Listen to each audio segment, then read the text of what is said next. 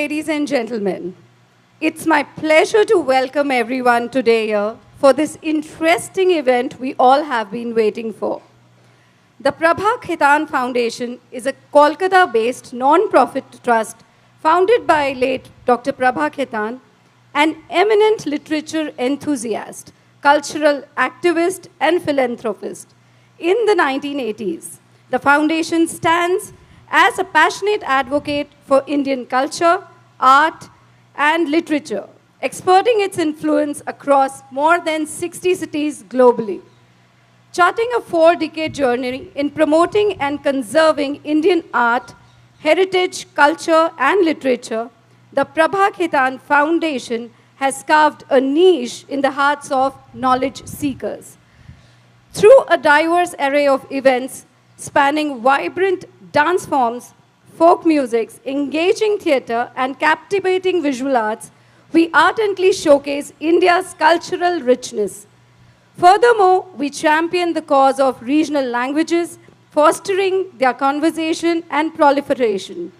Our commitment extends to hosting author talks, literary festivals, book launches, and educational initiatives, providing a platform for literature enthusiasts and writers to connect with and share insights.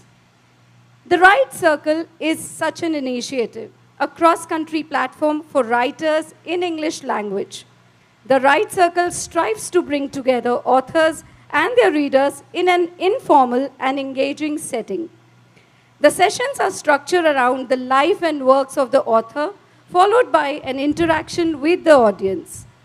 Today, we have a very special guest, Neelima Dalmia, travel all the way from Delhi to enlighten us with her insights and presence. Neelima is the best-selling author of Father Dearest, The Life and Times of R.K. Dalmia, based on her father, the first Indian owner of the Times of India, who was a renowned industrialist, Ramakrishna Dalmia. Adding more colors to her creations are these books, The Merchants of Death, The Secret Diary of Kasturba, and her latest one is Radha, the Princess of Barsana. I am excited to explore her new book where Neelima tells the eternal love story of Radha and Krishna in all its glory.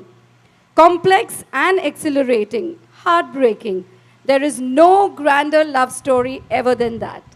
Now I request Monica Bhagwagar, Ehsaas Women of Nagpur, to please come and take the lead for thanking our associates. Thank you. Can we have a round of applause for our author? Good evening, friends. At the very outset, thank you very much for being with us. This really encourages us to bring you more and more such programs. So thank you so much. I have a deep gratitude on behalf of the Ehsaas ladies of Nagpur, deep gratitude to CP Club, our collaborators for this event. In their continual quest to bring their best to the club, another feather in their cap. So thank you, the committee of CP Club. They deserve a clap too. I now request Mr. Girish Devani to come forth and just say a few words. Something new and interesting to the club, other than what we always do, which is sports and recreation activities. We collaborated with the Prabha Khaitan Foundation to have authors, influencers, celebrities come and speak to us, interact with us. PKF has been kind enough, and we propose to have 6 such programs in this calendar year, or maybe up till March, till the weather sounds good. In these days of living in binaries of digital versus physical, let's get real. What we are happening over here is real. Thank you very much, everybody, for coming here. Thank you, the organizers. Sorry if I'm missing on someone. Have a great evening. Thank you, Girish. Well, ladies and gentlemen, without much ado, I now welcome and invite our charming guest of the evening for today's conversation. The Ehsaas Woman of Nagpur, Mrs. Priyanka Kothari, is requested to kindly escort her on the stage. Radha, you came with Kastur and you made such a mark in Nagpur's heart, and I'm so glad to share that that was our first event and she was our inaugural event. And she was such a charm and she was such a good omen for us that we have such successful events further. So let us just start, and I start with an accusation. Accusation of all the fraternity. You write fiction, you write non-fiction, you write mythology, you write mythological fiction, you write magical realism. Everybody's like, ये कुछ छोड़ती ही नहीं है. What gives you the nerves, or what pushes your nerve to explore something so different every time? Hi, everybody. And thank you for being here on a Sunday afternoon, leaving your families, coming out. And I was fearing that this is going to be a hot and humid open air event. But to my utter delight, I see so many of you here, and I'm so happy that I'm going to be able to share my reverent and irreverent thoughts with all of you. So thank you. Before we begin and before I answer Priyanka's question, I have to tell you that I have a special association with Nagpur. My grandfather, my maternal grandfather, was a reader of English literature in the Morris College at the time of the British days. And my mother and her siblings, my mother was born in Udaipur, but they all migrated to Nagpur, so she spent a major part of her childhood and youth in Nagpur. Regrettably, I could not master the Marathi tongue, and my mother and her siblings all, of course, use it and speak it with complete fluency and elan. Thank you, everybody. So I'm here, Priyanka. First of all, I don't think it's correct to call it, in other words, you've said, how dare you explore all the other genres that you've written on. Now, if somebody tells me, how dare you do something, I jolly well do it. Because don't defy my boldness. I'm saying this in a spirit of boasting, and please forgive me. And as we talk this evening, you will know that boasting and courage and breaking rules and not sticking to establishment norms is the cornerstone of my personality. So to answer your question, it was never a challenge to shift genres.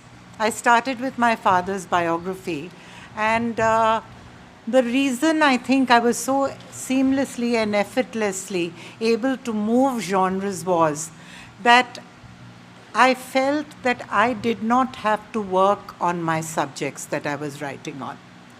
I did not choose the protagonists or the genre that I was doing.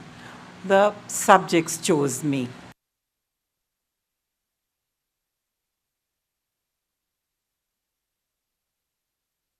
Is that I am writing about a person or an event or an era which drives me, which I feel so passionately about, in whose soul I can transcend myself. And when I write, I don't write as an observer and an onlooker. I write as if I have turned or I have possessed that person. So I enter the souls and minds, or so I believe I do. And to that, I think a little bit credit I should give to my study of psychology. So I think the ability to be able to shift genres is because I am able to transcend myself into the soul and spirit of the person who I'm writing about. Whether it's my parents, which was easier because I was part of that whole slice of life, whether it was Kasturba, which was a bit of a challenge because Kasturba was a decade, not a decade, I'm sorry, a millennial older than me. I'm sorry, I'm saying it wrong. She was of the earlier century. You know? So I'm writing about a woman, a modern day woman of today, a millennial, writing about a woman who had been born in the early part of the last century. So I think that was a challenge, but I wasn't deterred by that challenge because it didn't appear to be that much of a challenge. I was able to navigate that. So I think that answers your question, is that I don't consciously shift genres, but if a subject seizes me, then I just get into it and I write about it. Awesome. So I want to ask two things from what you just said. First, about the rule breaker, we have always known as her, because she's Ehsaas women, she's part of as much of PKF as we are, much more. So we have always known her as this badass, and I can call her that right here. I have that much liberty. So she has always been a rule breaker. Even in her teens, she was a rebel. She belongs to a Marwadi, like a typical Marwadi family. But she was a rebel teenager. She would not wear dupatta in the college, and it was mandatory, but she did not. So, and she married out of community. She's married to a Kashmiri. No. He's not a Kashmiri. Only that's a Kashmiri. No.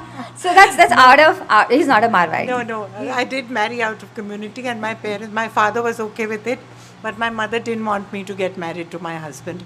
But the more she didn't want me to get married to him, much more than I loved him, was the fact that I have to break this rule. So he's not here, therefore I can say it. Also the name, na? So he's Adhar, not Dhar, as you probably thought. No, Adhar. Adhar is not even a surname. Adhar is a name that my father-in-law took because he was a Gandhian and he was a freedom fighter, and he believed that the caste which is depicted from the surname should be shed. So his name is Ramadhar. He shed his caste, which was Gupt, and his children took on the name Adhar. And actually, the tale is that when my sister-in-law, that is when my husband's sister, was admitted into the convent of Jesus and Mary's, so he enrolled her as Vandana. And it was mandatory that time to have a surname. So that's when the Adhar surname was born. Yeah, that's because I've not. So we are casteless, timeless, formless, I won't say. So I don't know, maybe we were partying too hard then when you, somehow I remember. So also you started your career in your 40s. You've written about women who probably weren't talked about on purpose or without. So where did you get that streak?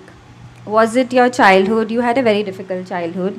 As you always quote, I am the fourth child of my father's sixth wife. Let me say that. Oh, I took it from you. That's my line. Yeah. So I say this with great pride, and it is usually my opening sentence, because as you'll probably have already gathered that you have to grab the audience by the collar and shock them. So I am a product of polygamy. I am the fourth child of my father's sixth wife and youngest wife, and we are 18 siblings. And I have to add that my father is not an Arab, he's a Marwadi. By the way, I was banned from saying this in Dubai. So I went to Dubai for one of the Prabha Khaitan functions, and it was Radha. And my conversationist said, you can say the first part, but don't dare say he's not Arab. We will all be excommunicated. Go on. So therefore, I'm continuing now where you left. Yes, we had a troubled childhood. It was a dysfunctional family. My mother was my father's youngest wife.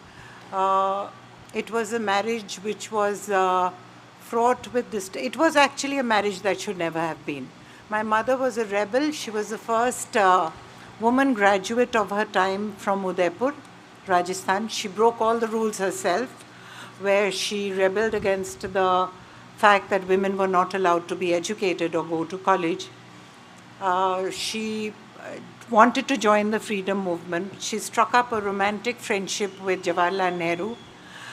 She had this long chain of letters with him where she wrote under the pen name of Nero, Nero. I've had many discussions with her about why she chose Nero and all, but that's a topic for another time. So, as luck would have it, I mean, just see how destiny plays out its part in your life. Sometimes you're just a pawn in the hands of destiny. My mother was a prolific writer, extremely imaginative. She had the richest kind of writing ability. Sometimes I feel that I have inherited only a millionth of her ability, except that I write in English and she wrote in Hindi. Her first poem was published in a newspaper in, I'm not sure whether it was Nagpur or Udaipur, on which she was awarded the first prize for that entry, and she was 12 years old. So she carried on this very rebellious life. She told my grandfather that I don't want to get married, I'm going to join the freedom movement. And she started this correspondence with Nehru. And she wrote to Nehru saying that I want to join you. I want you to keep me with you and take me wherever you go. That time, please remember, the freedom movement was on its boil. In the meantime, there was a magazine which came out from Lucknow. I forget the name because it's so long back and it's not even relevant for this discussion. My grandfather entered a poem of hers in that contest. And that contest and magazine was owned by my older stepmother, later, who became my older stepmother. So she won the first prize for that poem entry, and they were invited to Lucknow to receive the award. And my father presented her the award.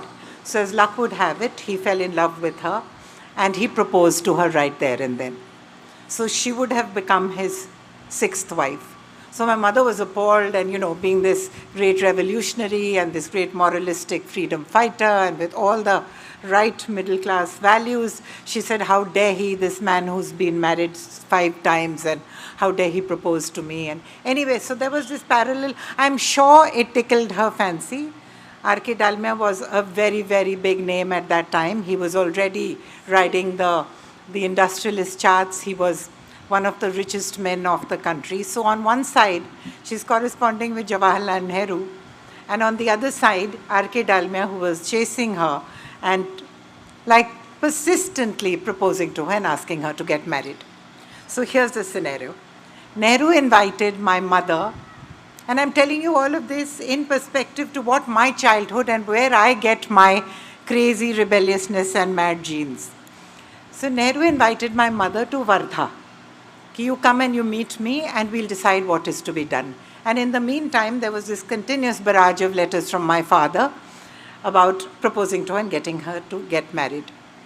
So Nehru he met her in Wardha. Of course, she came back starry-eyed, all goggle-eyed, that she'd met the man of her dreams, and she wrote a whole essay, like a prose on it, that he had feet that looked like fallen roses, and all that romanticism came out in her. And he gave her a letter that go and meet Maulana Azad in Nagpur and go and join the freedom movement. We need women like you. And he said, I am what did he use the word? Parivrajak, which loosely translated means a nomad. So you can't be with me, but you join the movement, we need people like you. And on the other hand, there was this persistent, like I said to you, and I keep repeating it, this barrage. So you can imagine the pressure. Her choice would have been to go to Nagpur, but my Nana, because my mother was the youngest of 7 siblings, and he said, you are throwing away a chance of your lifetime. All 6 of your siblings will get such a huge opportunity in their lives. How can you throw this away? You can still join freedom movement and work for that. But I still feel you should reconsider. So whatever the reasons, I think destiny played its part, and my mother discarded the proposal to go to join the freedom movement, and she married my father. And from there, I think her downfall began. So I often used to ask her, I said कि वो अगर उस वक्त freedom movement join कर लिया होता तो आप भी मोसिना किदवाई टाइप की कहीं कोई ने सरोजिनी नायडू टाइप की मिनिस्टर होती, तो then she used to always say in just कि तुम कहाँ से होती, फिर मैं वहाँ होती तो तुम कहाँ होती. So just to cut the long story back to my father was very dominating, very controlling, very, very orthodox kind of Marwadi man. So the moment that the attribute which attracted him most to my mother was her ability to write. That is what he crushed when he got married to her. She had to reinvent herself. She had to become completely domiciled. She could not write anymore. I mean, she could, but he never encouraged her to. And then all 7 of us were born, and then every year it just got worse and worse. So his honeymoon period with my mother lasted for 7 years, and then it was just a downfall. Yeah. So you get your streak from both of them? Or it's more your father? I think I get my boldness, my candor, my rebelliousness from my father. My father was a complete rule breaker.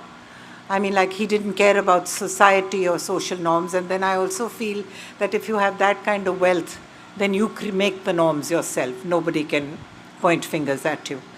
But my mother, initial years of my mother, where she was a rebel and she was fearless and she also broke all the rules, I think all that came to a naught when she married my father. Then she became very timid and very submissive, and she was very fearsome. Whereas my father was totally fearless. And what I inherited in gallons from my father was fearlessness. And from my mother, thankfully, not her timidity, but her ability to write. Of course. So we're talking about this boldness because she's always pushing us. She's pushing each of the Ehsaas women that you guys just sell yourself short, and she doesn't know what, I think you've never known the meaning of imposter syndrome, or maybe how to network or how to put yourself out, which is such a quality which all the women have to imbibe. It's a problem, biggest problem with women. So this is something we really look up to when we talk about fearlessness. Also, your first book was Daddy Dearest, which was Father Dearest, which was about your father. But your mother is Padma Bhushan, and she's the writer. And why not her? Like, why didn't you write the book on her first? That was a sore point with my mother, and I have to narrate to you a very funny anecdote. So my mother all her life used to tell me, my mother, when she died, she had got the Padma Bhushan and she had almost 60 books published by then. So she used to always tell me कि तुम लिखो, तुमको बहुत नाम मिलेगा, you'll get famous, you can write. And I used to say, I don't want to write. By the time I was married and I had both my children, and I was living the life of an idle, I won't say rich, but idle woman in Delhi. You know how idle women live. And she said, what is the use of your degree? You've done an MA in psychology. And I said, shut up, and I don't want to do it, and all that crap. But like destiny, I always say that I was meant to write. And when I started writing Father Dearest, my father had already died.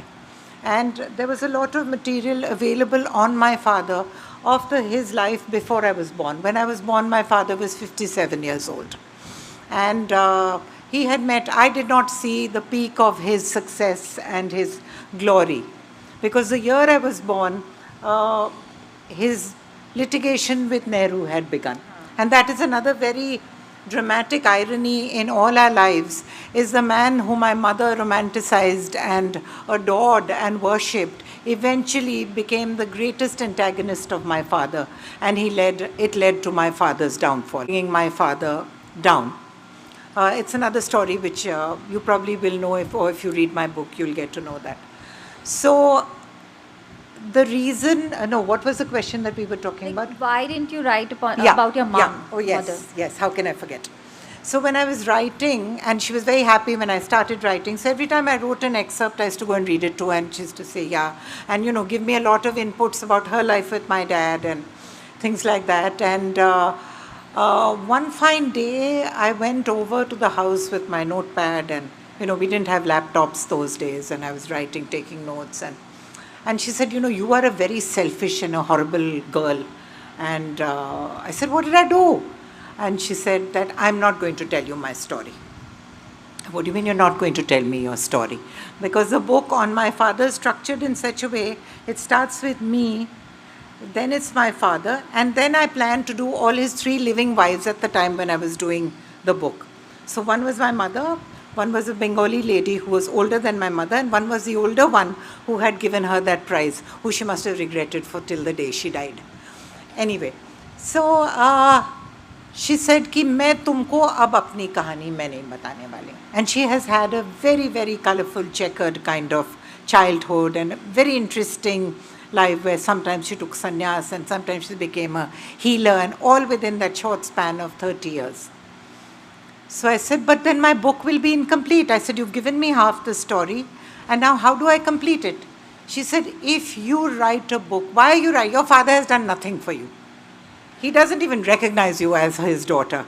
I said, and you are glorifying him and you're writing this grand book about R.K. Dalmia. I said, you should write this book about D.N. Dalmia.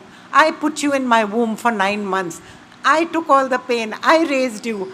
You should write this book about me. So I said, Mom, this book, you are part of Dad's book. How do I write this now? How do I segregate it? It's already done. She said, लिख लो फिर तुम. अब मैं तुमको अपनी कहानी नहीं बताऊंगी. She did not tell me the rest of her story. I had to restructure the book. And if you read it, I mean, I don't know if you'll be able to tell, but the story of my mother's childhood ends very abruptly. I begged her to tell me that story, and she said, I will not tell you that book. मेरी जीवनी लिखो, my biography लिखो, तो I'll tell you. I'm worthy of a much better biography. And she died, but she didn't tell me that story. So, to answer your question... Typical mother-daughter tussle. Yeah, we had this terrible love-hate relationship with my mom. She adored me. She used to think that I have streaks of my father, and she said, you're very cruel like your father. And in fact, the joke is, which I never let her live down, that when I was born, I mean, my mother never wanted to have any daughters. She was totally male-oriented. Like on the one hand, like another dichotomy of her personality. On the one hand, so liberated and such a strong women activist. And on the other hand, she only wanted to have sons. So when I was born, she said ki, there was something peculiar about my birth. I was in her womb for like almost 11 months. And those days, if you had to have a C-section, it was considered a big thing. And she wanted to have a natural birth, blah, blah, blah. So I feel that distinction I have with all my siblings, that I said I was in her womb for 11 months. You guys all came out at 9 and whatever. Anyway, so when I was born, she looked at me, and she herself told me this later. I said, the first thing I said, apart from the fact that, oh, phir se ladki ho gayi, ki she looks just like her father, hairless and cruel. And guys, I have no hair on my body, which I'm very proud of. No waxing, no threading ever done. And I don't think I look cruel. So she was wrong. Yeah. But I mean, do you plan to write something about, like, because you've covered women. So do you plan to write something, like, people would like to know what exactly she was. I think everybody knows. I don't know, Priyanka, have you read Father Dearest? You have. So there's a huge... Yeah, there is. There's 1/3 of the book is on my mother. I just feel that part of my life now I've kind of sealed and forgotten. If she was alive, and maybe she'd given me some inputs. Because see, now... it's like exaggerating a thread from that story. I don't know if it'll make sense. That will be a hagiograph. I don't know it'll make sense. I have already, whatever inspired me, or whatever I was driven by at that time, I think I've put in the book. So I don't think that story will be relevant to me today. But the general drift of what you say is because I generally write about very strong women characters. Yeah. So I think that is a thread which runs in all 3-4 of my books. All the books. Actually. So I don't know what I'm going to write next, because I always say I don't plan.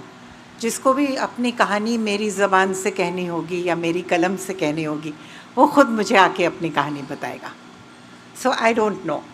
So that was my other question, my next question. You always say that Kastoor ne likhaya, Radha ne mujhe likha. What do you mean by that? Like, what actually happens, or what, like, I have read, like, you know, I can quote Margaret Atwood. She would say the writer who writes a book is different than the person who's physically present. So that is one thing. But you say that there is a force. So can you elaborate on that? What exactly do you feel, or what is that moment exactly? There are some very eerie, uncanny incidents that have happened in my life. Let me start with Radha, and then we'll go backwards. I believe in alternate realities. I believe in paranormal. I believe in supernatural. I believe that there's a whole unknown dimension out there, of which sometimes I'm a part of that, and I dwell in that dimension.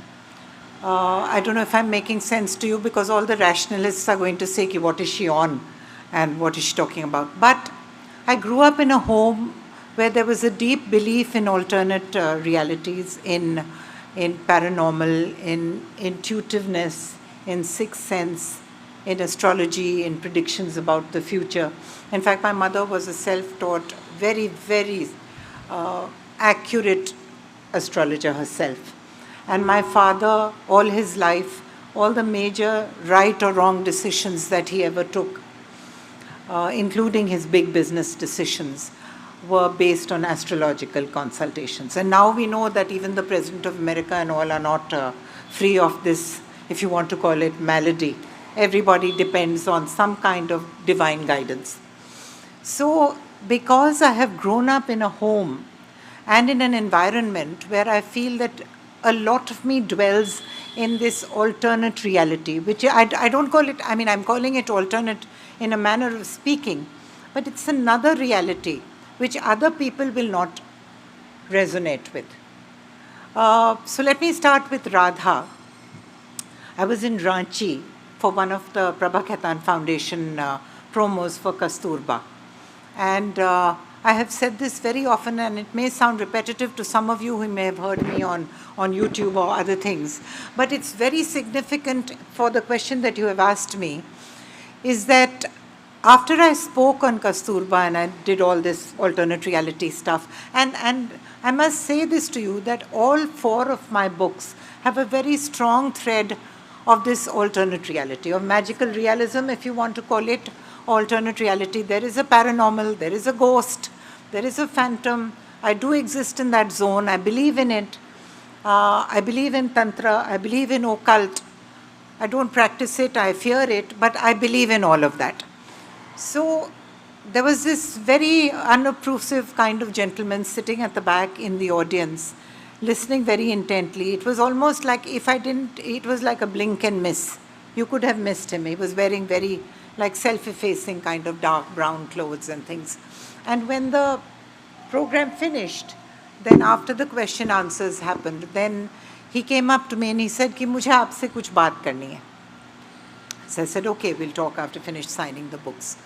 And then he told me 3 or 4 very spooky things. He himself was a clairvoyant and a psychic. He doesn't call himself that. He kind of goes off into the mountains. He's in a government job. He's a bureaucrat. And he said, I take leave from work and I go off into the mountains, and I've had some very psychic and very surreal experiences.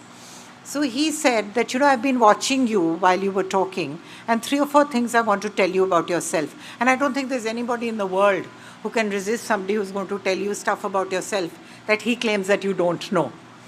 So I said, हाँ बोलिए क्या है?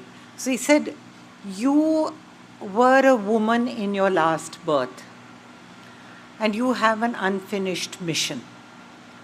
So until that mission is finished, actually if you think about it in generic terms, we all have a mission, and until that mission is finished, we keep coming back in our incarnations. But he said it in a way which kind of just made me sit up and think. He said, जब तक आपका वो mission complete नहीं होगा, आप बार बार जन्म लेंगी. So I said, so what is my mission? If you can know that much, what is my mission? He said, ये मैं आपको नहीं बता सकता हूँ. ये आप, you yourself will discover what your mission is, and only then will you be able to fulfill it. So I kind of, उस वक्त it was a kind of flippant kind of माहौल और कुछ ऐसा था भी नहीं. मेरे बात जहन में रह भी गई, मैं सोचती भी रही. I said, queer guy he's flirting with me, or he wants to say something. And then he got talking about कि आप जो लिखना चाह रही हैं, because as usual every session ends with what next.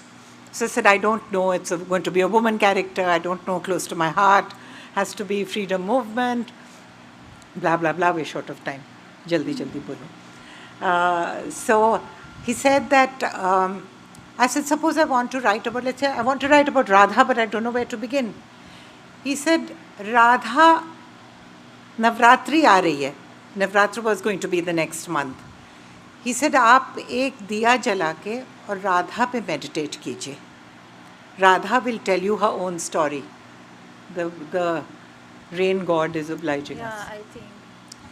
I came back to Delhi. I forgot about it. Navratri came and left.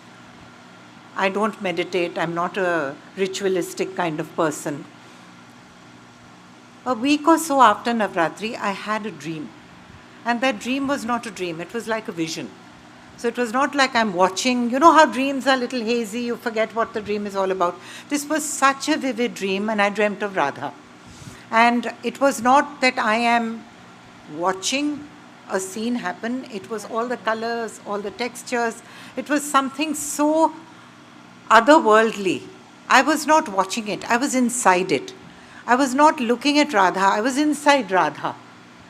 And it was a dream which left me like so stimulated and so shaken that I said, I have found my protagonist. I was going to write about Radha. So that's how this magic realism that we wind into all our books, that's how it happened. And that's how Radha was born. And I'm just going to say one more sentence about this, is when I write, I can confess to you that sometimes when I write what I have written, and I read my own writing, I don't know where that has come from. I feel कि ये किसका language है? मैं तो ऐसा, I have never seen this place. How have I written about it? So it's like some other energy comes into me and compels me to write. Yeah, so all who you'll get their books and you'll see that it's actually as if you are visualizing that era, the texture, the nature. I mean, the imagery is superb. Before we go, let us thoda sa masala. So you did so you know about all the books, Daddy Dearest, The Merchant of Death, which is about the Calcutta culture, then Kasturba, and now Radha. So you have this Facebook page, and that was called Dirty Delhi. And now that you mentioned that you were this, and she is the core of the Delhi socialite. There's one more question I wanted to ask. I will, because it is related to that. What is your opinion about adultery? Adultery is not even a factor. Don't forget that the term doesn't exist in my concept, in my mind. Because don't forget that I was raised in a home where what is adultery? My father had 6 wives. There was every single thing that you call a social vice we grew up with. And there was like a dichotomy in the learning because you're seeing something else. The values, what you're seeing, are completely at variance with the values that you're living. So what are you talking about? What is fidelity? What is adultery? My whole concept, my moral fiber is distorted. So don't ask me about adultery because you won't get the answer you want. I believe in adultery if you want to say that. How relevant or how prevalent it is? Well, adultery, in the classic term, it's like as prevalent as COVID.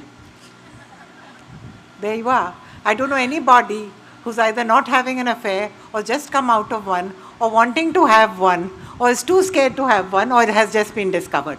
There you are.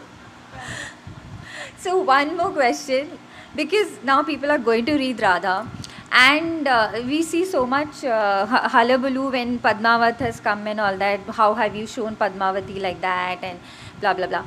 So in your books, even in Kasturba, your premise becomes very sensual. I can say here. So you talk about Krishna giving love bites to Radha. So how did you avoid those gatekeepers of morality? There's no controversy around your book. So how did you... So far, none. No, but I have to tell you a very funny incident which will answer your question. My daughter-in-law lives in Dubai. She's a young, very beautiful fashion influencer, comes often to Delhi. And she called me one day sitting at the beauty parlor and she was reading Radha. She had just got the book with her. And she says, Mom, this is pure porn. So I said to her, Beta, in social parlance, we call it erotica. We don't call it porn. But that's just, of course, the lighter side. No, but I feel that writing about sexuality, writing about erotica, Why are we embarrassed to write about, own up, or speak about something which is so beautiful, which God has created? None of us are not products of erotica. And why are we hiding behind those fake moralistic curtains where you say that Radha and Krishna did not have a sexual relationship? How could they not have had a sexual relationship? They were two lovers. Why should you shy away or pretend it didn't happen? If you read Geet Govind, and coming back to the love bites and all, it has been part of the Indian ethos since the Kama Sutra. Radha Krishna, the embodiment of physical love. I don't want to believe that she's a Atma and she's looking for the Paramatma. I don't want to get into the bhakti aspect. I am writing about Radha, the woman who had an adulterous affair with another man who was her nephew by marriage, who's younger than her. And you're trying to tell me that she had a bhakti relationship with him and there was no erotica. It doesn't go down with me. I wouldn't have written this story. Great. So you write all the women real and raw. That's how you like to present the women. Even if it's Kasturba, even it is the characters. Yeah. So we'll have to... I'm interrupting you, Priyanka. I am proud of being a woman. I'm proud of the attributes of a woman. If I was ever to be born again, as a child I used to be born as a man because I grew up in a sexist home. But I would like to be born always as a woman who's proud of her sexuality, of her expression, of her boldness, and I will never shy away from owning up to it. No, I mean, it is a feat. It is quite a feat of Radha. And people, I mean, you're going to really enjoy. You will be transcended, but then you will question. And it is a fact, like Krishna, I mean, it's okay, Krishna stealing, having 1600 wives, but Radha should not be doing anything. So we wind up now and we're open for questions from the audience. Fast. Where's the mic? Mic, wo de dijiye na unko. You know, this is an omen. Yeah, I was about to say it didn't rain so much, but it rained a bit. So nice. Good omen. Mic de dena. And speaking about Radha, she is one of the most beautiful, spiritual. She's a lover. Yeah. She's a girlfriend. She's a lot of things. But did this journey, while writing Radha, take you anywhere on a spiritual journey or otherwise? Speak loud, I can't hear. The last part I didn't hear. To transcend to a spiritual part or a spiritual, does it change you spiritually? Just a moment, I've not finished. Radha, it is said in Vrindavan that if the way to Krishna's heart is through Radha. You say Radhe Radhe, right? So did this Radha, when you write Radha, did it take you anywhere on a spiritual level or otherwise? Yes and no, because I don't want to act as spoiler because I want you to read the book. But the end of the book, when Radha dies, when I was writing that, one I want to say is that when Krishna left Vrindavan and the gopis are all, I can't see you, please. And you know, there's this grief and this raw tragedy that the whole of Vrindavan is like a village of widows. I wept while writing that part of the book, which is the last part of the book. And every time I read it, I have this stirring of deep pain and tragedy inside me. And the end of the book, which is, I think, I would call it a spiritual experience, is that what I feel when Radha leaves the earth and leaves her body, that I was transported into another realm where it was so peaceful and blissful, writing it and reading it, that when I come back down onto my table and I'm sitting reading it, I always felt that I don't want to come back. I should have stayed there. Any more questions? Yeah. Hi, I've been listening to you and I would be reading that book. I think one thing I wanted to ask you, in various books you have written, I think your father lived a life, I think you have grown up in a dichotomy of values. And I think maybe the mission for which you are still finding would be the answer would be there of your life, of the way you were born, the kind of lifestyle. Because your father was a very orthodox man, as you say, but then he broke every social rules in the available at that point of time. He married your mother because she wrote a good poetry in the story of Abhiman, and after marriage, he didn't allow her to write any poetry. So I am trying to say that have you really understood the puzzle in that entire, like for him, your mother's relationship with Nehru and how it broke down. So is there something common and still there is something mystery which you have to unravel? Because that is where your entire lifestyle, that is why you have been born. You have to, I think, you might find your mission there if you go deep and maybe write more books on that. Interesting point. Thank you for highlighting it. But I'll tell you one thing, that when I began writing my father's life, my father was such a complicated human being. My main mission was that I wanted to know that what drove you. I know it was sexuality, of course. He had a very high libido, and no man with a low libido will marry so many women and have so many other women outside marriage. But I wanted to understand that what was it that drove him to marry so many women. It wasn't just sex. I know that for a fact. And then if I analyze all the other parts of his life, you know, his wizardry, his financial wizardry, his creation of wealth, I eventually surrendered to the fact that R.K. Dalmia is not someone that I can understand in one lifetime. My mind doesn't have that bandwidth to be able to analyze that. So I don't know if that is the mission. I can't say, and I guess when the mission sort of drops in front of me in my senses, I'll know what it is. But it's interesting, and I will delve on that. Thank you. Last question we would like to take. Yes.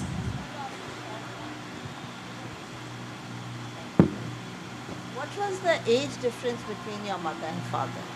30 years. My God. That's child marriage. I guess so. What was your mother's name, please? My mother's name? Under what name did she write? Huh? Under what name? Dinesh Nandini. Acha, you're talking of her name? mother. Dinesh Nandini Dalmia. Dalmia. Yeah. Will you allow me one short question? Yeah, sure. Not really so short. No, it's fine. You are writing about Kasturba, you are writing about Radha. They are strong women. So, you know, there are other such characters that we would like to... Do you also think you'll write about Sita, about Draupadi, you know, other strong historical women? If I write about... Not making a choice is also a choice, and it can be a strong choice. Thank you, very well said. No, I have thought about it. I don't want to write about Sita or Draupadi. Nobody can outdo Chitra Divakurni's book on Draupadi. I won't attempt it. Although Draupadi is one of my favorite characters of the Mahabharata. I emulate her, I love her. I've read like tons of stuff on Draupadi, but I will not write on Draupadi. And Sita also, Chitra has written, Amish Tripathi has written, so many people have written. Also, I don't want to be typecast into this mythology genre. Yeah. But I think it's still very interesting to see. A lot of genres. We can take one last question. Yeah, He on has that, the mic. I was just, Oh. asking Neelima ji here. Idhar. Here. Jyoti. Light Jyoti, Yeah. aage aa jao. I am here. So like what she said, that many of us would like to have your perspective on Radha, on Sita and Draupadi, because you know that, that women and feminine thing and female, that perspective very well. So it would be interesting, these things coming out from your perceptions and putting in words in form of book. That would be really interesting. And we would look forward to have that. Yeah, that's what I had told. Like, that's what I said. Why didn't you write much earlier? But probably your thought was way ahead of time. It's only the right time to write it now. So your perspective is very different than what Koral is writing or Chitra is writing. Yeah. I agree with what you're saying, and thank you for imposing so much faith in me that what I write, I know what I write will be different. But, the character that I write about, I adore Draupadi. Like I said, that she's one of the most fascinating women that I have read about and studied in my life. Sita, I still feel, has many aspects to a character, but she's a typical Pativrata woman who lived and died for her what is it called? Pativrata Dharma. So the character has to grip me so hard, the one that I'm writing about, that I should not be able to rest until I have completely written about it. So who knows, maybe Draupadi will do that to me and I may write. So we have 2 more questions, I guess. And yeah, can I have your question? Yes, that in one of the function you met a bureaucrat and he told you that there is a reason why you came in this, you got this life. You told us one thing. Would you care to share the other 2 things, and do you remember what he told you? No, so I'll tell you the 3 things he told me. He told me a lot about his own life and the experiences he had. He told me about one mountain who the world thinks has died in one of these treks. But he said, I have met him. He had trekked in the Himalayas and he's written a whole piece on him. I forget the name. But he told me the 3 main things he told me was that you will be born as a woman and you were a woman in your past birth. Now, I mean, till he actually brought it to my mind, I never thought about it. I never thought that I must have been a woman and I'm reincarnated as a woman. And now I feel that there's strength in what he says, there's merit. Because I feel tremendous pride in being a woman. And I don't think, I mean, if I was a man, I would have been a ruthless womanizer. I would have ravished the whole of Delhi and ruled dirty Delhi. But that's of course a joke. But I can't see myself as anything else but the woman I am. And the second thing he says is you have this unfinished mission, which I don't know what it is. And he said that your Radha will talk to you. So that was the third thing which actually happened. I did not have to structure this story. And this story is nowhere. I did a little bit of research. But this story has actually come to me from some other dimension. Hi. Have any similar experience with Kasturba? That I found some very strong, chillingly similar parallels between my father and Gandhi and between Kasturba and my mother. So, for instance, my father, who was a great philanthropist, he was a great industrialist, he was a financial wizard, he created an empire which was unparalleled at that time. But my father was a bad husband and a bad father. Similarly with Gandhi. So like that, many parallels I found. But I won't call it surreal experiences, except the part where I have written about Kasturba.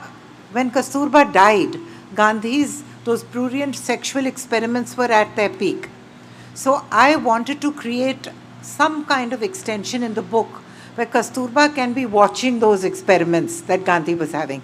So if you want to call some kind of surreal imagination was there, but not really like Radha. Friends, this is the last question we'll be taking, and after this, no more questions. Good evening.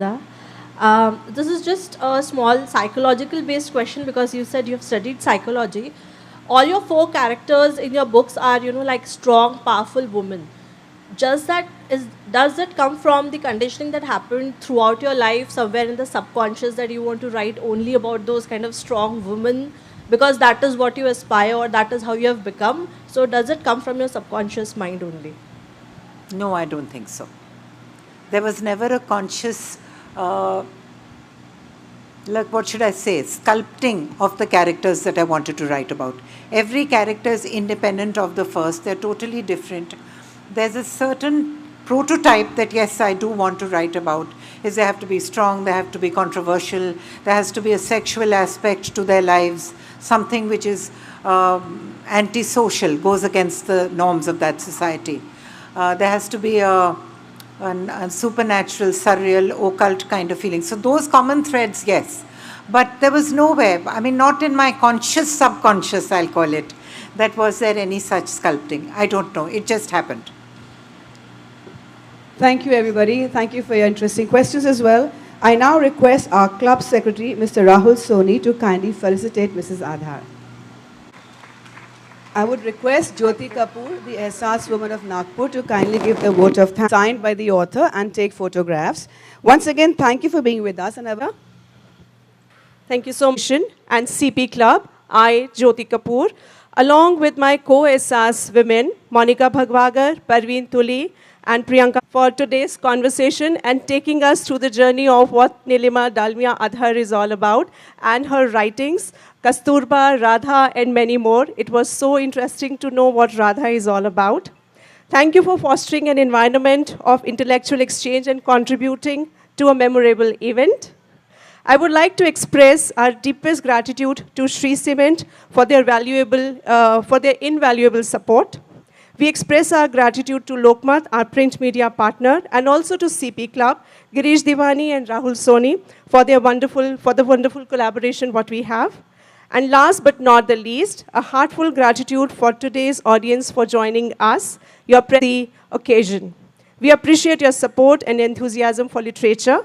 Looking forward for more enriching interactions in the future. Thank you and have a nice evening. God bless. Please be in a queue. Thank you so much.